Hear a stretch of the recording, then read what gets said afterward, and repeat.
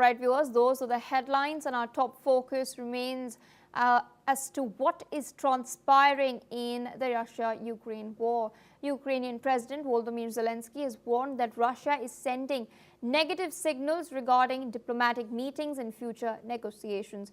He stressed the urgent need to organize discussions among world leaders in order to establish clear priorities and timelines for Ukraine's security guarantees. Meanwhile, Ukraine's Ministry of Energy has reported coordinated Russian attacks overnight targeting critical energy and gas infrastructure in 6 regions. Minor damage has occurred in Poltava and Sumy, disrupting power and gas supplies. A drone strike hit a key substation in Sumy, leaving much of the city and industries without electricity. In Poltava, attacks on gas facilities caused fires and outages. Poltava and nearby Kharkiv host Ukraine's main gas production sites. The energy firm DTEK confirmed severe damage to its Donetsk enrichment plant, with the building destroyed and key equipment damaged as well. The ministry condemned the strikes as energy terrorism targeting civilian infrastructure. Meanwhile, in another significant development, Ukrainian military officials have confirmed that Russian forces have crossed into the eastern industrial region of Dnipropetrovsk. This marks the first large-scale Russian attack in the area. Meanwhile, Ukrainian forces say they stopped the advance. The incursion signals an escalation in Moscow's attempts to push deeper into Ukrainian territory. This is, of course, the latest that we're tracking as far as the Russia-Ukraine war is concerned. We're learning that Russia now claims to have targeted energy and gas infrastructure. Ukraine's energy ministry has reported of Russian attacks targeting critical energy and gas infrastructure in 6 regions, including Poltava and Sumy, disrupting power and gas supplies. A drone strike hit a key substation in Sumy, leaving much of the city and industries without electricity. In Poltava, attacks on gas facilities caused fires and outages as well. All of this comes as Ukrainian military officials confirmed that Russian forces have crossed into an industrial region in eastern Ukraine. Meanwhile, Ukraine claims that it has stopped the advance, it has stopped the incursion in Moscow's attempts to push deeper into Ukrainian territory. Meanwhile, joining us on the broadcast this afternoon is Dr. Vipul Saxena.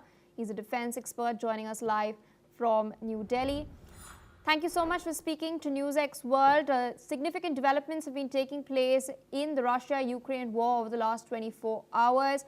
Ukraine claims that Russia has now attacked critical gas and energy infrastructure.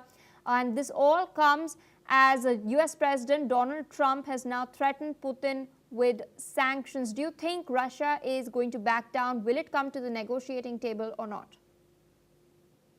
See, firstly, I would like to remind the viewers about a few days ago, this is when this peace talks were about to take place in Turkey.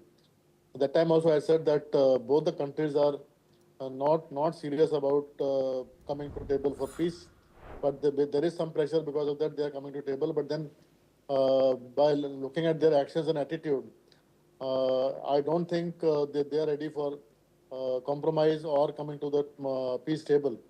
And I think in this whole process, the biggest defeat, I would say, is of Donald Trump, who has been claiming and who has been making all efforts to bring peace between Ukraine and Russia. But from both the sides, both have been very, very aggressive countries, and they've been attacking their key installations. Like 2 days back, Ukraine attacked on Russian nuclear installations.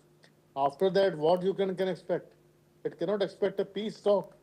It definitely has to be ready for much more lethal attack than some kind of peace solution or peace proposal.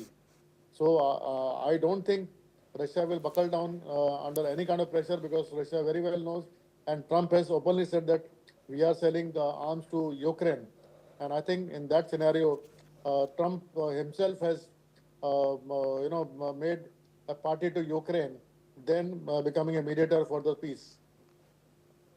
And speaking of Trump's aspirations in order to ensure that a peace deal comes through, there was, of course, a lot of buzz around whether Budapest would be chosen as the location or not. Ukraine, of course, has its own contentions as far as Budapest is concerned. Meanwhile, there's a lot of murmur now about one of the cities in one of the NATO ally countries being chosen, even Turkey, even one of the Gulf countries. There's a lot of outreach that is taking place even to Turkey and the Gulf countries. Do you think a trilateral can catalyze anytime soon, or will that not take place?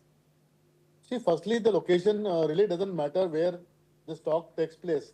What matters is who is mediating. A country which has interest in both the countries and a country which has influence on both these leaders personally. I think only that country will be able to bring peace. And I think historically and for last 3 years, there have been buzz that I think Prime Minister Narendra Modi is the right person who can bring peace between these two countries, because India and Mr. Narendra Modi personally has very good personal rapport and rapport as a nation with Ukraine and Russia. So I think somewhere somebody has to bring this proposal where India or Mr. Narendra Modi intervene and try to bring peace in the region. All right, so I request you to stay on with us as we track further details.